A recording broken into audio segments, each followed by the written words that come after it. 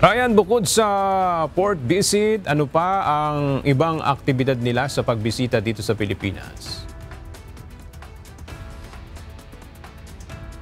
Aga lalahok ang ilan sa mga barko ng India sa isa sa gawang maritime cooperative activity sa loob ng exclusive economic zone ng Pilipinas sa susunod na linggo. Dumaong kaninang umaga ang INS Sandayak ng Indian Navy dito sa Pier 15 sa Maynila para magsagawa ng port call visit. Ang INS Sandayak ay isang survey ship ng Indian Navy, isang hydrographic vessel na ginagamit sa ocean mapping. Temporary hospital din ito sa panahon ng digmaan. May mga small ammunition na nakakatid sa barko. Nakatakda rin silang magtungo sa Subic Bay sa Zambales sa susunod na araw.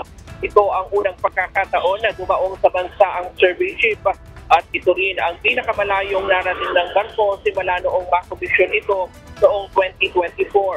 Pero hindi ito magiging bahagi ng MCA sa susunod na linggo. Noong Miyerkules, nauna nang dumating ang 3 warship ng Indian Navy sa Maynila.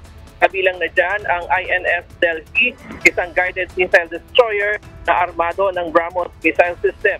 Kasama rin sa grupo ang INS Kiltan, isang anti-submarine warfare corvette, at ang INS Taxi, isang fleet tanker.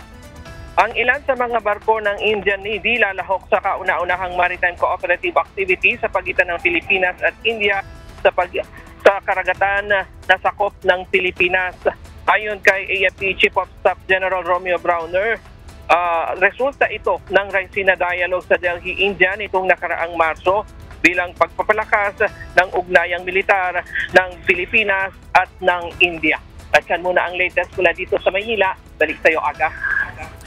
Maraming salamat, Ryan Lacanlale.